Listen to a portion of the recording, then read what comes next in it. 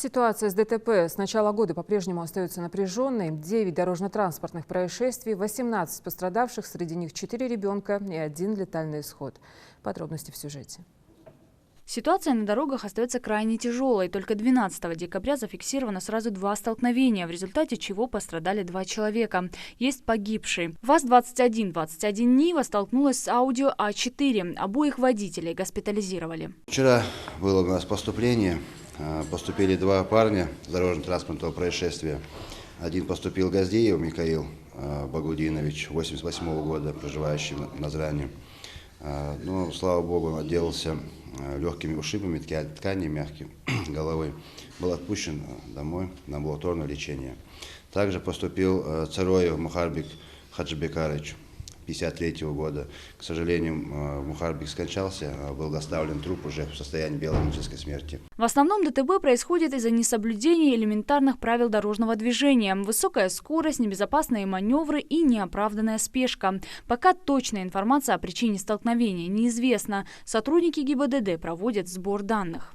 Всю необходимую информацию для проведения проверки по данному факту ДТП были собраны. Также направлен материал для исследования на наличие водителей трезвости, то есть был проведен забор крови, и в последующем будут выясняться вследствие причины совершения дорожно-транспортного происшествия.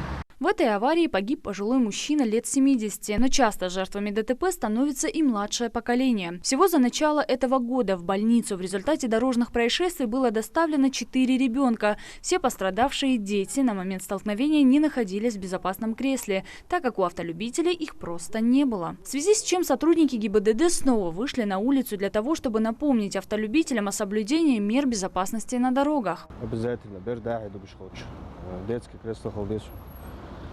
Элемент я хай пристегнутый холдес. Аварий ми ежлах постоянно на глаз бежу. Сбахати.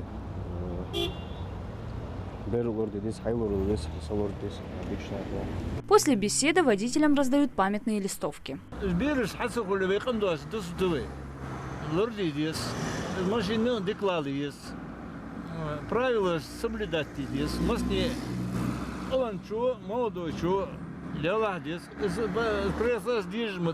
1 января 2017 года в России перевозка детей в автокресле является обязательным требованием. По статистике, транспортировка в автокресле снижает вероятность травм на 75%, что обеспечивает безопасность ребенку. За нарушение требований инспектор обязан выписать штраф в размере 3000 рублей.